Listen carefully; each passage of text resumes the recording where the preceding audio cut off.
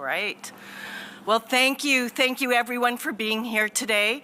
My name is Karen Mazurkiewicz. I'm the Vice President of Stakeholder Relations and Communications for Toronto Pearson. Today, Toronto Pearson CEO and President Deborah Flint will be providing an update on airport operations and the investigation following Monday's incident. We also have several representatives from our first responder agencies, as well as our COO of Toronto Pearson Operations. So behind me are Peel Regional Police Deputy Chief Mark Andrews, Peel Paramedics Commander of Operations Corey Tokach, Mississauga Fire Chief Darren Reetsey, and Toronto Pearson's Fire Chief Todd Aiken, and Khalil Laramet from our COO of Toronto Pearson. With that, I'd like to welcome Toronto Pearson CEO Deborah Flint, who will take a couple of questions after her remarks. Following that, our first responders are available to also answer some questions. Thank you. Thank you, Karen, and good morning to all. We are providing a third update this morning on yesterday's events as the accident transitions to the investigation phase, and I will share more on that investigation phase and what to expect shortly. First, however, it's really important to recognize how grateful we are that there was no loss of life or life-threatening injuries in yesterday's accident. You know, every time you board a flight, you are greeted by flight attendants and by flight crew often. It's their job to make us comfortable and confident about the flight ahead, and they do an incredible job with that. But we saw the most important role that they play in action yesterday. The crew of Delta Flight 4819 heroically led passengers to safety, evacuating a jet that had overturned on the runway on landing that was amidst smoke and fire. I thank each and every one of these heroes, every flight attendant and crew member on Delta Flight 4819. I also thank every flight attendant and crew member across the industry. Thank you for all that you do every day and every night in service of safe air travel. In regards to the accident yesterday, at approximately 2:15 p.m., Delta Airlines Flight 4819 from Minneapolis to Toronto, operated by subsidiary Endeavour Air, was involved in a single aircraft accident upon landing at Toronto Pearson. The plane was carrying 4 crew and 76 passengers, among them 22 Canadians. Flight attendants, flight crews, and airport emergency workers and responders mounted a textbook response, reaching the site within minutes and quickly evacuating the passengers. At the time, there were 21 injured passengers ranging from minor to critical but not life-threatening injuries. A total of 19 passengers went to the local hospitals, with 2 more going to hospitals in the time period after. At this time, Delta Airlines has reported that 19 of those passengers have been released and 2 remain hospitalized. Our thoughts go out to all of the passengers impacted and their families. We have taken great time and care to extend care to each of the passengers that were here after the accident. That includes comfort as well as support in their emotional well-being in the hours since the crash. We have completed the reunification process for all of the remaining passengers, and we'll continue to care for them during this extended time. I will now give you more information about the operations at Pearson yesterday and what to expect in the days ahead. From last Thursday to Sunday, Toronto Pearson saw extreme conditions, 2 separate snowstorms. On Thursday and Sunday, we got more than 20 inches, 50 centimeters of accumulated snow. That is actually not typical. In fact, it is more snow within that time window than we received in all of last winter. There were many delays and cancellations across this part of Canada and the U.S. Northeast during this time, creating numerous flight delays and backlogs. At Toronto Pearson, 221 of 974 scheduled flights were canceled on Thursday. 75 of 1,012 scheduled flights were canceled on Friday.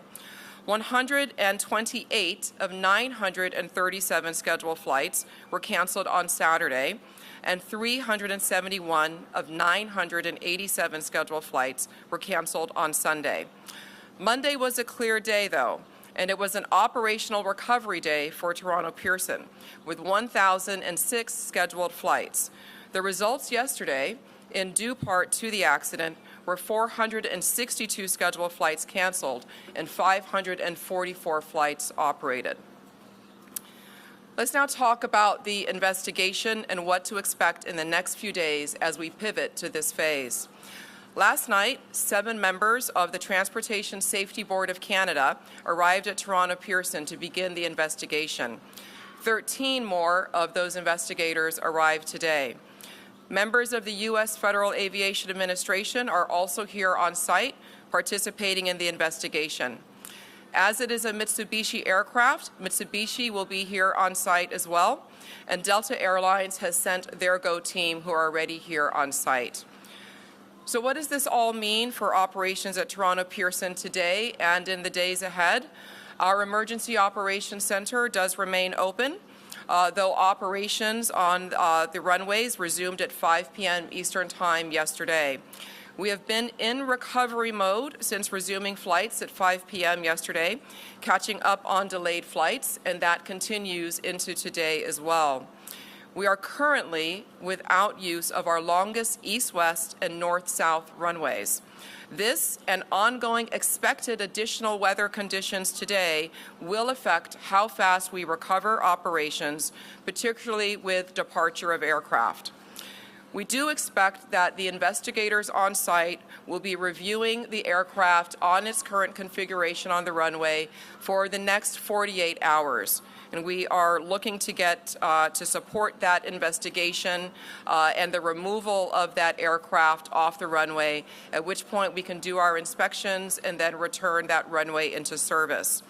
Toronto Pearson will continue to provide you all with operational updates, but this is now an active investigation time, and you can expect to start hearing more from the investigating authorities about the accident that happened here. We expect that the Transportation Safety Board of Canada will be issuing a statement with more information around that later this afternoon. In closing, I thank the industry, the community, and all of our employees here and across the sector for all the work that they are doing to support this incident and those affected, and that they do every day. Air travel remains the safest form of transportation. We are proud of that record here, and at times like these, we're very grateful and thankful of how the community and the industry comes together as one. Thank you. We'll now take a few questions. Folks maybe can come up to the mics if possible, or if there's a mic in the audience. Okay. Sure. Hi there. Alex Capriello with News Nation. A question about the conditions yesterday. Obviously, you just explained the extent of the snowstorms that came over the past few days. Wondering if there's been any developments or any comment about what exactly it was like on the runway in terms of iciness or wind gusts. Last night we heard the fire chief say that he did not believe that that played a role in this crash at all. Is that still the theory here? And if so, do we have any developments on what caused the crash if it wasn't weather related? Okay. Yeah, this would not be a time for us to have theory or to speculate on what caused the crash. So as I shared, we have a number of agencies that are here that are responsible for doing a thorough and full and complete investigation to determine all the causal factors, and we are looking forward to getting those results and to sharing those, and those will be shared very publicly once they are received. And I understand that if you don't want to speculate about the crash, but can you tell us then what the condition of the runway was like at that time of the impact? I mean, was it slick? Have your teams been able to determine that? I look forward to sharing all of that information at the proper time. Again, those are all the details that are going to be covered during this investigation, and that is active currently. Hi there, Vio Sai from the New York Times. I have one question and a follow-up. Does air traffic control handle CRJs differently than other aircraft in crosswinds? The air traffic control is responsible, NAV Canada, for all of the aircraft activity here at Toronto Pearson and in the surrounding areas. They will have to respond differently themselves as to how they manage those aircraft uniquely. And then how do you decide to pause operations because of wind, and who makes that decision? That is a cross-collected decision that is made between NAV Canada and the pilots during live operations. We are not pausing operations. We do have a slowdown in the operations due to 2 of our runways being closed for operations at this time, and those are the key contributing factors to the delays. Last question. There's no Delta or TSB representatives on the stage with you right now. Are you able to speak to why they're not present? We've been very much in communication with all of those involved, all of the agencies, Delta Airlines and others. We've all had quite extensive communication. They've been in our EOC, our Emergency Operations Center. So the system and the response to the accident is working as planned and going quite well with our partners. John Worrell with the Associated Press. 2 questions. One is the 2 people who remain in the hospital. Any timeline on how long they may remain? I do not have that information. Do you know what condition they're in? What we do know is that, again, 19 of those that were hospitalized are no longer hospitalized. The 2 that remain, none face life-threatening injuries from what we've been briefed and what Delta Airlines has released as well. And just finally, Deborah, given what we saw from all the videos that are on social media, and I'm sure what you've seen internally, how is it more remarkable that everyone was able to, survive this incident? There are so many factors that lead us to have gratitude today. Again, I cannot commend enough the crew, the flight attendants, pilots, and our emergency responders for their quick and effective response. It's really incredible, and when you see that aircraft, it just makes you really thankful for all the safety checks that go into running this one of the world's safest air transportation systems. Okay, we'll take questions now from the first responders, please. Good morning, Momin Qureshi from 680 News Radio. My question really is, last check, the wreckage was still out there on the runway. I just wanted to know if we know how long that will be out there and what kind of impact that's having on service here at the airport. Yeah, so as I shared, yes, that the remains of the aircraft will remain on the runway while the investigators are performing their reviews. We expect that could be about 48 hours. And so until that time, 2 of our runways will remain closed, and that is affecting the volume of traffic that we're having. So passengers should be looking and working with their airlines, checking our website for information on delays and potential cancellations as well for the next several days. Just as a follow-up to that, then, I've been upstairs, as many of us have, talking to passengers, and many of them, most of them, all of them really are understanding of the ripple effect, but are extremely frustrated by the lack of information or conflicting information. So just what do you say to your passengers right now who are trying to get themselves on flights to their destinations but are left feeling frustrated by conflicting information or a lack of information? We are here very much at the airport to support and provide passenger care for people that might find themselves here at their airport and have their flights disrupted. So we'll continue to provide that customer care for them. But in the interim, please do check with your airlines, check your website, and check your apps for your most updated flight information. Thank you. We'll move now to questions to the responders. Thank you. Yeah, sure. It's Shauna with City News. Can you talk a little bit about the response, how long it took fire trucks to get to the plane, and can you talk a little bit about the flame that we saw in the video and the smoke, and was it easy to put out? And just really take us through the response. All right, Todd. Yeah, thank you for the question. The actual time, it was a very quick response from Toronto Pearson Fire Emergency Services. Upon arrival, the crew did witness spot fires. They were able to quickly knock down the spot fires using the aircraft rescue firefighting apparatus. Once the fires were knocked down, the crews did make entry and perform primary search and rescue. The passengers were all evacuated, and then they were taken to a secondary location at Station 2 for triage with our mutual aid partners. Okay. Just a quick follow-up. Can you describe what it was like? Because we've seen videos of the passengers hanging upside down in their seatbelts.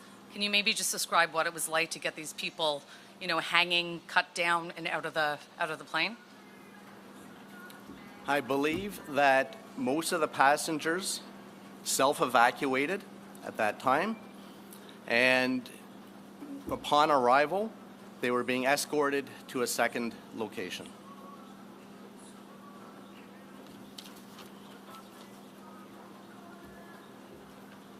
Hello, Nate Foy, Fox News. I'm just seeking some clarity from a first responder's perspective on the elements and how they played a role in your efforts yesterday. I know a lot of people are hoping for some clarity on what the fire chief said, and it sounds like you guys won't give us that, but can you tell me what it was like out there on the runway as you were doing your job? Was the runway dry and the wind gust, how did it impact you?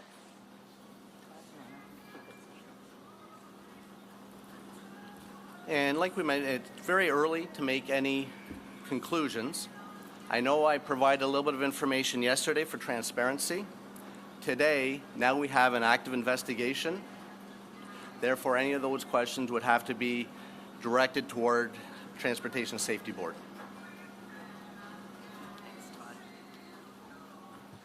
Hi there, Karen Lieberman with Global News. Besides the chief, I just wondered if any of the other first responders can speak to their own experiences and what you found and how you cared for some of these passengers. Sure. Thank you for the question.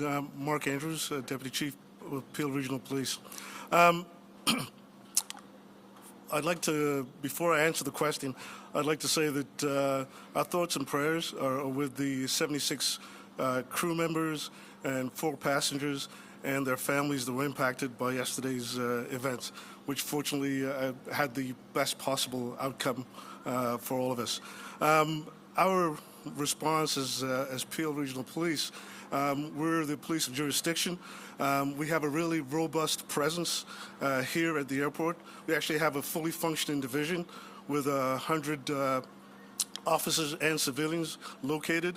We have a presence on the public side and the private side. So we were able to respond in a very timely fashion along with our first responder partners. The conditions were difficult, but I will say this, that we regularly practice with our partners in fire and EMS and the GTAA and Transport Safety Canada. So we were prepared for this event, as extreme as it was. And our men and women, not only in policing, but across all the first responder services, did a tremendous job. And in my mind, no doubt saved lives. So I'd like to acknowledge that. There was some impact, on the police of jurisdiction being ourselves, not only here at the airport, because as you can imagine, we don't have surge capacity to deal with something like this the way they do in the private industry. We had, at one point we had 50 police officers responding to the circumstances here at the airport and the surrounding environment. What I'd like to do is thank our partners at the OPP, Commissioner Tom Creek and Chief Myron Demke, because they supported us through the aftermath of the incident by sending officers to support both of our public divisions, 11 and 12 Division in Mississauga. All in all, it was a great response by first responders supporting GTAA and our TSB partners, but it's something that we've practiced and we're well prepared for should this happen again going forward. Mississauga Fire and Communications Services received the 911 call. It's called a crash alarm, so we get it directly from Pearson into our communications center. So we had a very quick response. We had 6 apparatus from Mississauga Fire respond. It was a combination of aerials, engines, and squads. In addition, we sent our command vehicle and also a tanker. We also had an acting platoon chief, a district chief, and myself that attended the scene. I took a position within their emergency operations center.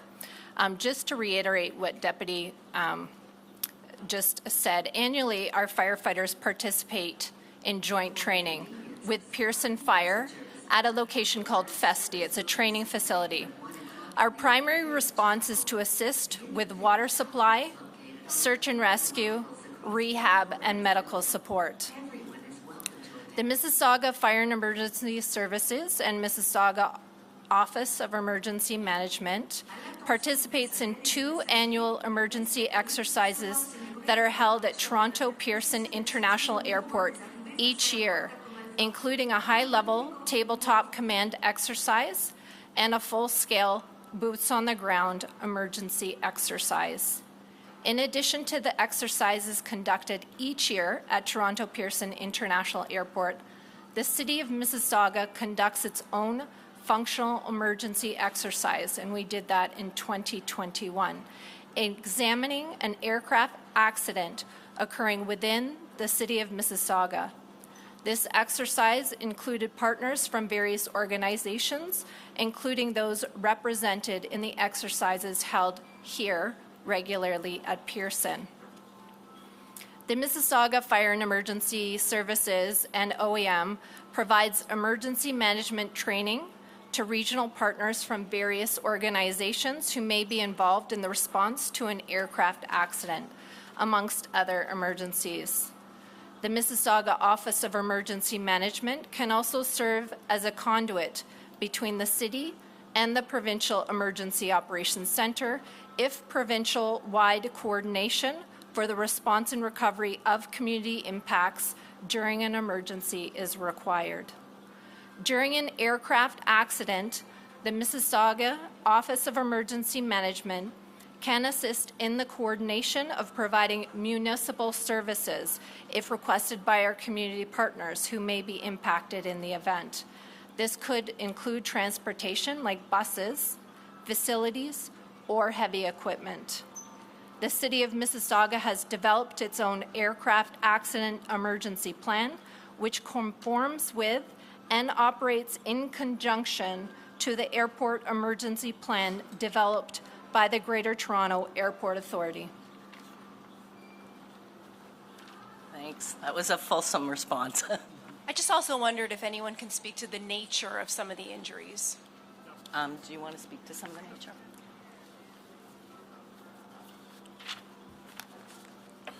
Good afternoon. My name is Corey Takach.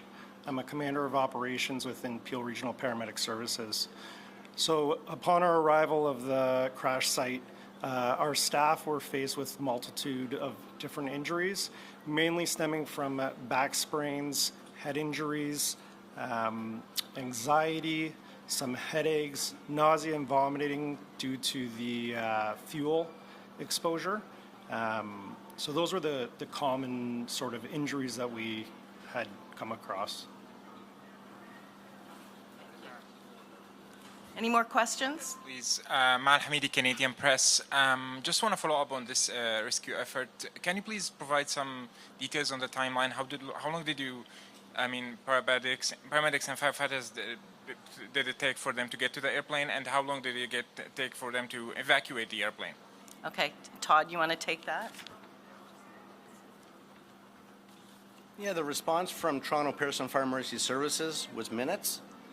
Because there is an active investigation, we won't be able to provide the details, but it was a very quick response from Fire Emergency Services as well as our response partners that just spoke. Can you please also comment on the role that flight attendants played in evacuating the airplane? We saw some videos on social media where basically doing their job, helping passengers get off the plane. Can you please comment on their role in this? Sure, absolutely. We train for such events. We're very well prepared and trained, and the firefighters responded textbook. They were able to knock down the fire. They're able to assist the passengers getting off the plane, and then performing triage and then response to the hospitals. Thank you. Next question. Hi, I'm Alex Miller with Scripps News. I know you can't confirm what you saw on the runway, but can you confirm that the runway had been coded as 5s across the board as a wet runway for the pilots, which is a runway with light snow or slush? Sorry, I don't know if I followed that question. Do you want to?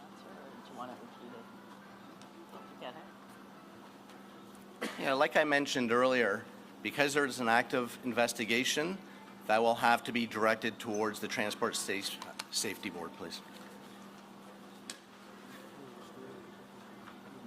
Hi, Jessica Murphy, BBC News. I want to go back to something Mr. Andrews said. You talked about difficult conditions that rescuers faced on the ground. I'm hoping you could go into a bit more detail.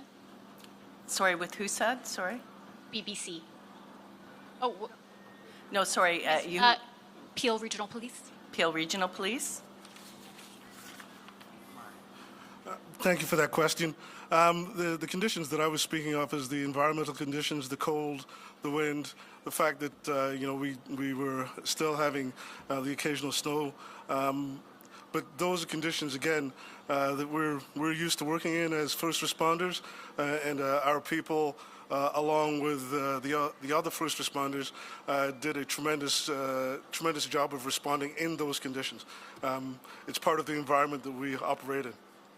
Megan Fitzpatrick from CBC News. What can you tell us about the child that was airlifted to sick kids? Do we know if the child was on somebody's lap or buckled in? What can you tell us about the nature of their injuries? No, we don't. I'm sorry. You don't know if the child We was do not on a know. lap? No, we don't have those details. Can you give us an age range of the passengers on the plane? We don't have that either. I would direct that to Delta. We're going to take two more questions. Okay. And just one more on of the two that are in hospital, is one of them the child? We're not sure either. I have a quick question for fire. Did fire responders fear the spread of the fire, and can you speak to the properties of jet fuel? How flammable is it? How much time did that give you to tame it? Okay. Did you hear the question? Okay. It's on the jet fuel, like whether they were Yes. Upon arrival, there was jet fuel and there was flames. We do have specialized aircraft rescue firefighting equipment that carries water, foam, and dry chem, and that it is utilized to smother and cover up the jet fuel to provide mean-free egress for the passengers. So we do have the appropriate equipment and the appropriate training to mitigate that emergency.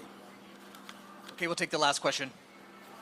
Just like a last question on the nature of the injuries. The people who were more seriously injured, those who were at one point in critical condition, what type of injuries were those? Are we talking about like broken bones, serious sprains? I think the paramedic did speak to that a bit, but he can come back and reiterate. Yeah. So on the initial assessment in any mass casualty incident, we do a triage of patients. And yes, some patients were deemed to be critical at that time. And we make that assessment based on our initial contact, what the patient's complaining of, the fact that they were involved in a plane crash.